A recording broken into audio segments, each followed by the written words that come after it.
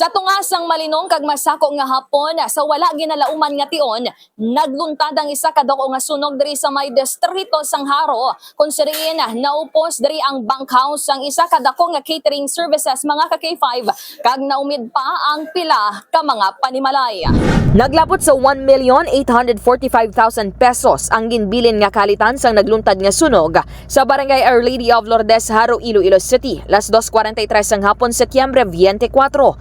Sa interview sa K5 News FM Iloilo kay Fire Officer 2 John Paquito Verano, ang arson investigator sang Bureau of Fire Protection kan BFP Iloilo City, ginpayag siniya nga 7 ka mga structures ang nasunog nga ginalakipan sang bunkhouses ang catering services kag iba naman pamalay. Samtang yara naman sa 4 ang totally damage kag 3 ang partially damage.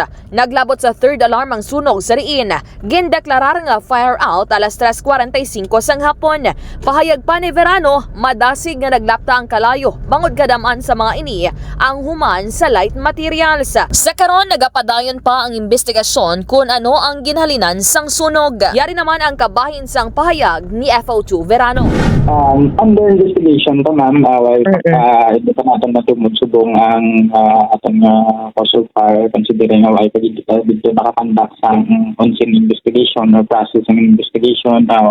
Kaya kung kami nakakolek sa mga ebidensya, kaya considering gina-ensure naman doon na yung fire scene na safe before magsulod, kay naginaso pa to. So, natin na yung safety na kaya may mga reports pa man kanina nag-submit. So, include lang ito naman na nangyari.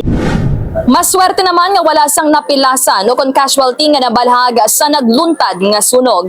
Balita nagikan diri sa syudad sang Iloilo. Ini si ka K5 Kim Montaño Caluyo para sa Kampiyon nga Balita, Serbisyo Publiko kag Kalingawan sa Iloilo, K5 News FM. Ang ginadulong sa inyo sang DTX Coffee Mix. Himo sa natural nga sangka pareho sang amarkuso, chia seeds, sugared cane extract powder. DTX Coffee Mix. Nakakapi ka na, naka-detox ka pa. DTX Coffee Mix. Mabakal sa mga butika.